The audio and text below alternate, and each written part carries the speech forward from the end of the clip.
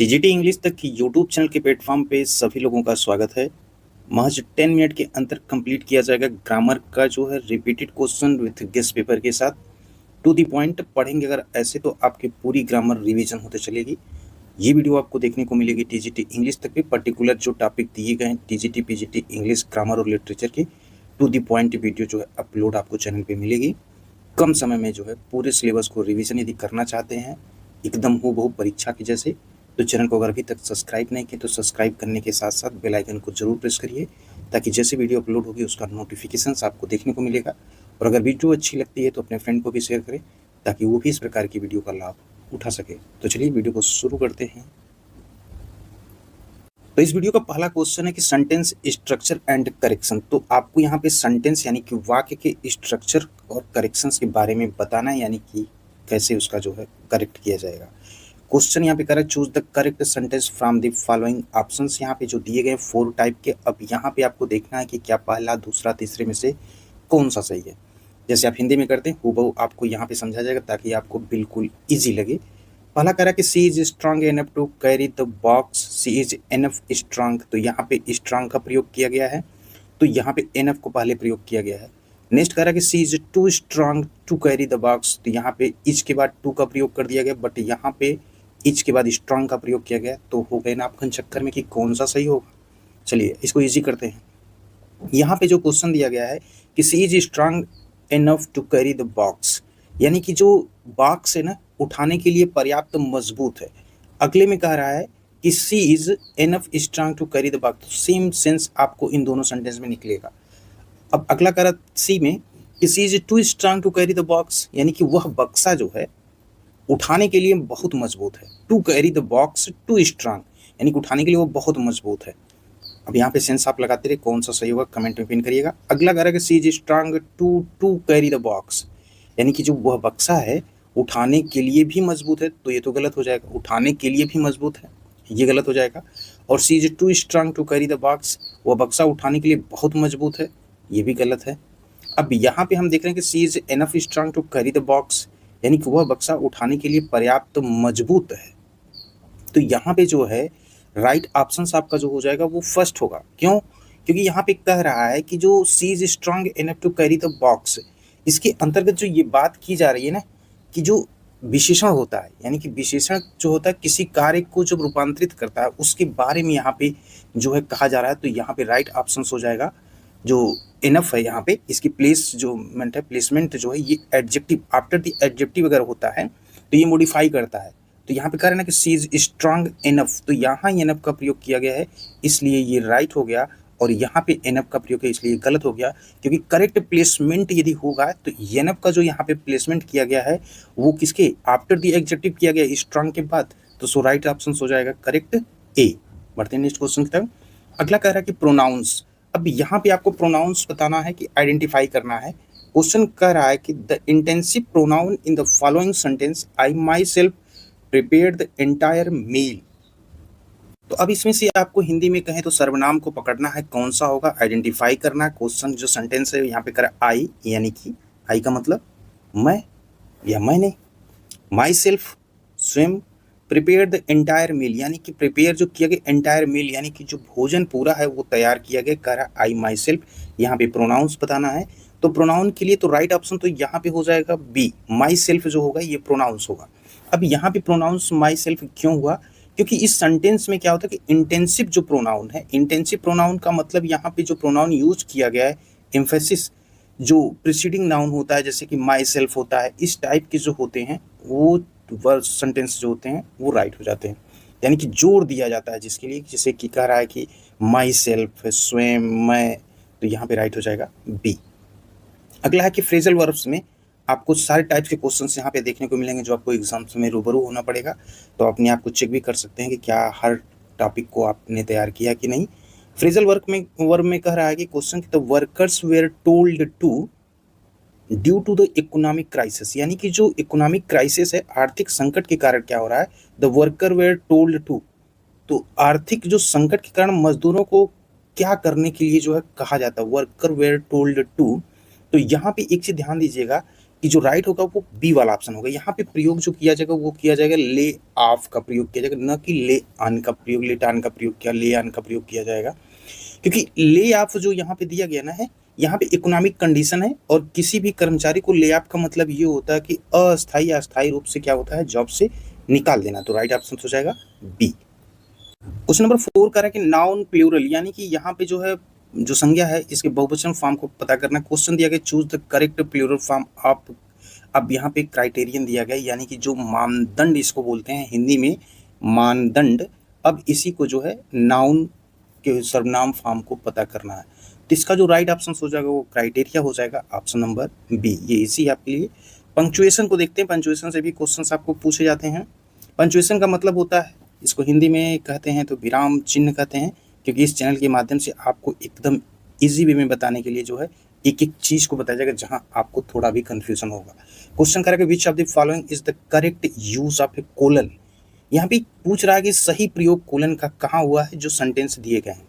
Sentence यहाँ कहा the list included milk bread and eggs, यानी कि जो सूची है उसमें जो इंक्लूड किए गए हैं उसमें मिल्क है, ब्रेड है और एग्स है। तो अब यहाँ पे राइट ऑप्शन तो यही होगा फर्स्ट वाला, क्योंकि यहाँ पे जो सूची को स्पष्ट करने के लिए जो कोलन का प्रयोग किया गया वो इसी में सही किया गया। यहाँ पे देखिए इसका प्रयोग कर दिया गया है। अब यहाँ पे मिल्क ब्रेड और उसके बाद एंड एग्स में यहाँ पे देखिए इसका प्रयोग कर दिया गया है, और इसके बाद डी वाले ऑप्शंस में देखेंगे तो यहाँ पे इसका प्रयोग कर दिया गया है। तो ये तीनों गलत हो रहे और राइट हो जाएगा फर्स्ट वाला। यहाँ पे एकदम सही कोलन का प्रयोग किया गया है। द लिस्ट इंक्लूडेड, उसके बाद milk comma bread comma and eggs. तो यहीं पे गलती लोग करते हैं। गलती क्यों करते हैं कि ब्रेड और यहाँ पे जो दिया गया है एग्स, तो ब्रेड और एग्स के बीच में क्या होता है कि ये जो कोलन लगा है ना, कामा जो लगा है ना, इसको लोग इग्नोर मारते हैं और ब्रेड एंड एग्स पे क्या करते हैं, राइट ऑप्शन लगा देते हैं। तो ठीक है, पहला ऑप्शन जो है राइट होगा। अगला है इडियम्स ऑफ फ्रेजेस पे चलते हैं, और इडियम ऑफ फ्रेजेस में यहाँ पे क्वेश्चन कह रहा है कि द इडियम जो यहाँ पे है बेगर्स डिस्क्रिप्शंस मीन्स, यानी कि जो है भिखारी का जो डिस्क्रिप्शंस है, वर्णन जो है उसका अर्थ जो है यहाँ पे बताना है। तो राइट ऑप्शन जो हो जाएगा यहाँ पे to be impossible to describe, यानी कि जो है यहाँ पे वर्णन न कर पाने के सेंस में होगा। मतलब कोई ऐसी चीज जिसका वर्णन करना जो है क्या हो, इम्पॉसिबल हो, असंभव हो, तो उसके लिए हम कहते हैं बेगर डिस्क्रिप्शंस, जो इडियम्स एंड फ्रेजेस होगा। तो राइट ऑप्शन यहाँ पे हो जाएगा सी। हाँ, और एक चीज ध्यान दीजिएगा, अगर कहीं मान लीजिए कोई टाइपिंग एरर होती है या कुछ एरर होता तो आप उसको कमेंट में पिन करिएगा ताकि वो और लोगों के लिए बेनिफिट हो सके। तो वहाँ पे आप लोग थोड़ा सा उस चीज़ को ध्यान दीजिएगा, क्योंकि एरर जो होती हैं कभी कभी पॉइंट पे हो जाता है तो काफ़ी अच्छा नहीं लगता है। चलिए बढ़ते हैं। अगला 7 नंबर क्वेश्चन करें कि identify the correct part of speech of the underline word in the following sentence. ध्यान पे सेंटेंस जो दिया गया है तो करेक्ट पार्ट ऑफ स्पीच जो उसको जो है, तो यहाँ पे जो सेंटेंस कह रहा है ना अंडरलाइन, तो यहाँ पे एनएफ टू कैरी की बात कर रहा है। तो यहाँ पे बताना है कि वो क्या होगा, एडवर्ब होगा, एडजेक्टिव होगा कि नाउन होगा कि वर्ब होगा। तो यहाँ पे जो हो जाएगा वो एडवर्ब होगा। एडवर्ब मतलब एनएफ जो है यहाँ पे जो दिया गया, एनएफ जो दिया गया है ये एडवर्ब को क्या कर रहा है, मॉडिफाई कर रहा है एडजेक्टिव। और यहाँ पे स्ट्रांग जो दिया गया है इंडिकेट कर रहा है किसको, डिग्री को। और यहाँ पे जो है क्वेश्चंस क्या हो रहा है कि हाउ स्ट्रांग, यानी कि she is strong enough to carry the box. तो यहाँ पे हाउ का सेंस निकल रहा है। तो यहाँ पे राइट ऑप्शन कौन सा हो जाएगा, फर्स्ट वाला जो है एडवर्ब। राइट, बढ़ते हैं नेक्स्ट क्वेश्चन की तरफ। अगला करें कि choose the sentence with the correct verb tense. अगले में आपको ये चेक करना है राइट के तौर पे कि जो है यहाँ पे कौन सा करेक्ट वर्ब टेंस है। तो यहाँ पे राइट ऑप्शन जो हो जाएगा वो हो जाएगा I could not find it anywhere. अब यहाँ पे जो सेंटेंस ये दिया गया I could not find it anywhere, अगर इस सेंटेंस में देखें तो पास्ट टेंस के कुछ आप समझ रहे होंगे। तो पास्ट टेंस जो है, और यहाँ पे मॉडल वर्ब क्या यूज किया गया है, कुड का प्रयोग किया गया है। और अगर दूसरे ऑप्शंस में हम देखेंगे तो यहाँ पे जैसे कह रहा है कि एट द स्वीट, ये पहला वाला, तो एट द स्वीट्स का प्रयोग किया गया है। उसके बाद जो है यहाँ पे ग्रीडी का प्रयोग किया गया है। तो यहाँ पे जो हो जाएगा एट द स्वीट ग्रीडली होगा, ग्रीडी नहीं होगा, ग्रीडली का अगर प्रयोग करता, यानी कि अगर ये इसका प्रयोग करता तो ये सही हो जाता। ठीक है, तो इसलिए ये गलत होता है। उसके बाद को कह रहा है कि हैव नॉट गॉट, ये वाला सेंट नन। अब यहाँ पे क्या कर डबल निगेटिव का प्रयोग कर दिया गया है, इसलिए ये सेंटेंस जो है गलत हो जाएगा। अगला कह रहा है इज मच वीक, तो यहाँ पे इज मच वीक नहीं होगा, यहाँ पे मच की जगह यदि वेरी का प्रयोग करेगा तो ये राइट होगा। ठीक है, तो यहाँ पे अगर ये मच का प्रयोग करता है तो यहाँ पे क्या कर रहा है, वो उसको वीकर कर देगा तो सही हो जाएगा। बट यहाँ पे वीक है तो यहाँ पे मच को हम चेंज कर देंगे और मच की जगह हम प्रयोग यहाँ पे वेरी का कर देंगे तो ये राइट हो जाता है। बट यहाँ पे ये तीनों इसलिए गलत हैं और फोर्थ वाला ऑप्शन जो है राइट होगा। I could not find it anywhere, और ये पास्ट टेंस है और यहाँ पे कुड का प्रयोग किया गया है मॉडल वर्ब का। बढ़ते हैं अगले क्वेश्चन की तरफ। अगला अगर change the voice of the following sentence, यहाँ पे वॉइस की बात कर रहा है तो आप एक्टिव पैसिव की भी वीडियो आपको पड़ी है चैनल पे और मिलती रहेगी बहुत ही इजी वे में, कम समय में, to the point. To the point कहने का मतलब यहाँ पे है कि कभी भी ग्रामर तो आप कक्षा 10th से पढ़ रहे होंगे, बट आपको पढ़ना क्या है कि जो आपको टीजीटी पीजीटी में वैल्यूएबल हो। अब ऐसा नहीं कि आप उसको पढ़ना शुरू कर देंगे और टीजीटी पीजीटी में थोड़ा सा अगर ट्विस्ट करके नहीं देगा तो फिर कंपटीशन का कोई मतलब नहीं है। इसलिए यहाँ पे वॉइस के बारे में देखते हैं। पहले कह रहा है कि ही टीच अस इंग्लिश, तो यहाँ पे राइट ऑप्शंस पे जो है तो we are taught English by him. अब यहाँ पे we are taught English by him में जो है अगर सेंटेंस को देखें तो ये सिंपल जो है प्रेजेंट टेंस, ठीक है। अब यहाँ पे क्या होगा कि पैसिव वॉइस में क्या होगा, ऑब्जेक्ट जो होता है आपको पता होगा ना, ऑब्जेक्ट जो होता है वो सब्जेक्ट हो जाता है और यहाँ पे वर्ब जो चेंज होगी पैसिव वॉइस में वो क्या हो जाएगी, आर टॉट हो जाएगी। ही टीच अस दिया है तो ये आर टॉट हो जाएगी, इसलिए ये तीनों गलत हो जाएंगे। सेंटेंस ये नहीं होगा और ये नहीं होगा और ये नहीं होगा, तो इसलिए राइट हो जाएगा ए वाला, ठीक है। अब बढ़ते हैं अगला, choose the correctly punctuated sentence. अब यहाँ पे भी पंचुएटेड सेंटेंस में करेक्टली जो है तो यहाँ पे राइट ऑप्शन हो जाएगा बी वाला, क्योंकि principal asked why are you late.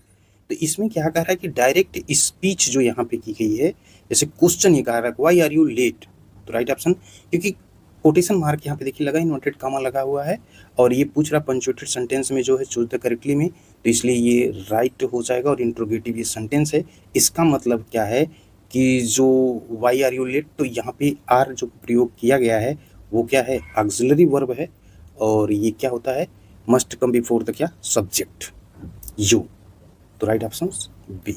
बढ़ते हैं नेक्स्ट क्वेश्चन की तरफ। क्वेश्चन 11 कह रहा है कि find the word that is a synonym. अब यहाँ पे इनवेरिएट जो सेंटेंस दिया गया है, अब इसका जो सिनोनिम पूछ रहा है, तो इसके सिनोनिम के बारे में अगर बताएं तो सबसे पहले ये जान लीजिए कि इसका मतलब होता है ना नशे में धुत, इसका मतलब होगा। अब इसका जो है सिनोनिम्स क्या होगा, ड्रंकन हो जाएगा, नशे में धुत, तो इसका मतलब ये हो जाएगा।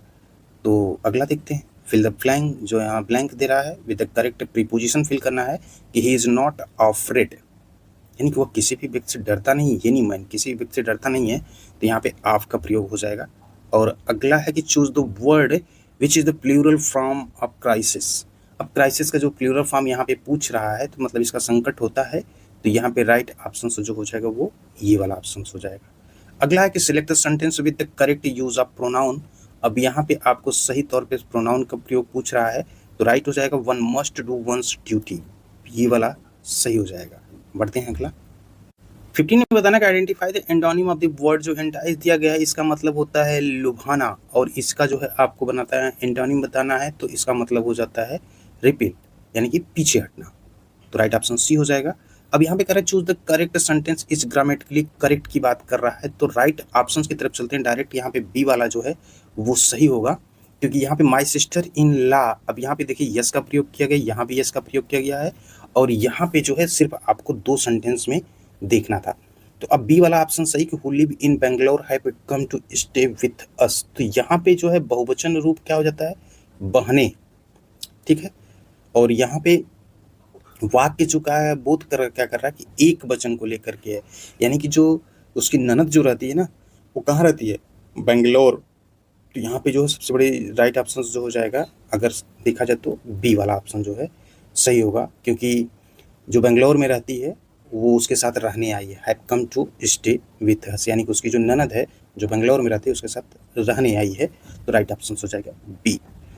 17 कह रहा है कि complete the sentence with the appropriate idioms I will help you, तो इसमें जो कह रहा है 17 में कि आई विल हेल्प यू, तो अब इस सेंटेंस में फिल क्या होगा, तो फिल करने के स्थान पे अगर यहाँ पे देखें तो राइट ऑप्शन तो बी हो जाएगा। इसमें जो फिल किया जाएगा वो बी वाला option, I will help you come what, यहाँ पे हो जाएगा मे, तो राइट ऑप्शन कम वाट में मतलब एक फिक्स जो है मीनिंग निकलेगी, whatever happens or no matter what, तो I will help you come what may, तो राइट ऑप्शन हो जाएगा बी। अब बढ़ते हैं नेक्स्ट क्वेश्चन की तरफ। क्वेश्चन 18 करेगा fill the blanks with correct conjunction. आपको यहाँ पे फिल करना है, तो राइट ऑप्शन हो जाएगा यहाँ पे he is not only A doctor but also a social worker, यानी कि वो सिर्फ डॉक्टर नहीं है, एक सोशल वर्कर भी है। तो यहाँ पे राइट ऑप्शन हो जाएगा जो है कंजक्शन का मतलब होगा बट आल्सो, और यहाँ पे जो है राइट हो जाएगा बी वाला ऑप्शन। अगला करा कि choose the correct form of the verb to fill the blank. जो दिया गया है कि द न्यूज इज शॉकिंग, अब यहाँ पे राइट ऑप्शन हो जाएगा न्यूज इज शॉकिंग, क्योंकि यहाँ पे न्यूज जो है अनकाउंटेबल है और ये ट्रीट करा किसको, सिंगुलर नाउन को।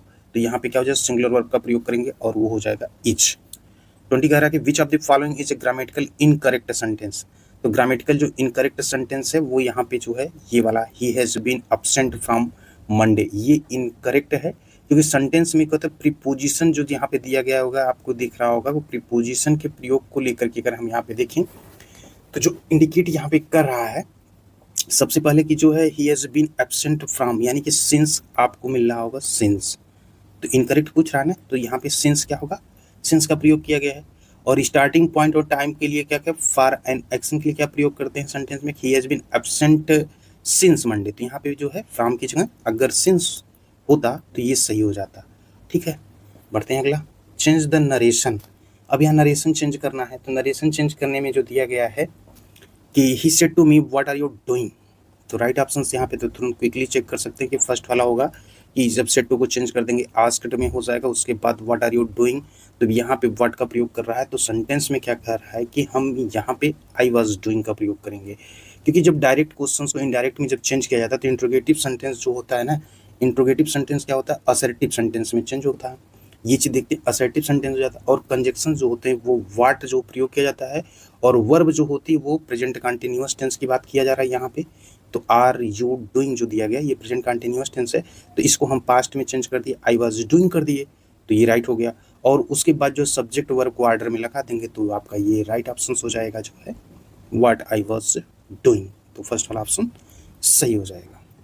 चलिए नेक्स्ट क्वेश्चन देखते हैं, कह रहा है कि select correct word to complete the sentence. यहाँ पे एक वर्ड आपको सेलेक्ट करना है और उसको सेंटेंस को कंप्लीट करना। सेंटेंस कह रहा है द ब्लैंक है, अब the two friends are very similar, तो यहाँ पे करेक्टर्स की बात किया जा रहा है, तो राइट ऑप्शन कौन होगा, ए वाला होगा, ना कि बी वाला होगा, क्योंकि जब रिफर किया जाता है तो पर्सनालिटी जो होती है कंप्लीट उसको बताया जाने कि टू पीपल हों, तो यहाँ पे टू फ्रेंड दिया गया है ना, तो टू फ्रेंड जो यहाँ पे दिया गया है उसके लिए क्या कहते हैं प्लूरल फॉर्म का प्रयोग किया गया करेक्टर्स का, तो यहाँ पे जो है यूज कौन सा होगा, ये वाला।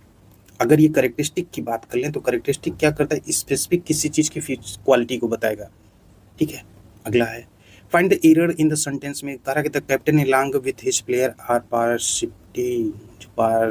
प्रैक्टिसिंग कर रहा है हार्ड, तो यहाँ पे एरर आपको डिटेक्ट करना है, तो इसमें जो एरर होगा ना वो ये वाला एरर होगा, राइट ऑप्शन सी होगा, यहाँ पे ये वाला प्रयोग किया गया, क्योंकि सब्जेक्ट और सेंटेंस में क्या करता है कैप्टन जो है और सिंगुलर है, और फ्रेज क्या होता है along with his player, ठीक है, along with his player।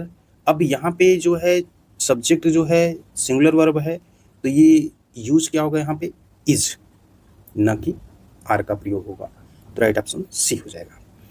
अगला करेंगे choose the correct phrasal verb to fill in the blank, the meeting was. अब यहाँ पे जो प्रयोग किया गया है तो फ्रेजल वर्ब के तौर पे, तो यहाँ पे राइट ऑप्शन हो जाएगा पुट ऑफ, यानी कि बी वाला ऑप्शन जो है वो सही होगा, यानी कि पोस्टपोन या डिले, जो सडन जो है रेन जब होती है तो मीटिंग को क्या कर दिया गया, पोस्टपोन कर दिया गया। अगला है कि आइडेंटिफाई द करेक्ट स्पेलिंग, को यहाँ पे आइडेंटिफाई करना है, तो यहाँ पे चेक करिए, फटाफट बताइए राइट ऑप्शन क्या होगा, कमेंट में पिन करिएगा। इसको यहीं पे छोड़ते हैं और कमेंट में जो है आप लोगों के इस क्वेश्चन के आंसर का वेट रहेगा। मिलते हैं एक नई वीडियो के साथ। बाकी आप किसी पर्टिकुलर टॉपिक पे वीडियो चाहते हैं जो कि लगता है कि आपको थोड़ा सा ईजी वे में, तो आप जरूर कमेंट में पिन करें, उस पर वीडियो आपको जरूर देखने को मिलेगी TGT इंग्लिश तक पे। और ये वीडियो कैसी लगी कमेंट में जरूर पिन करिएगा। क्या इस प्रकार की वीडियो को कंटिन्यू और इजी वे में ग्रामर के टू द पॉइंट सारे सिलेबस के अकॉर्डिंग एक आपको MCQ दिया जाए कि ना दिया जाए। तो मिलते हैं नेक्स्ट वीडियो के साथ।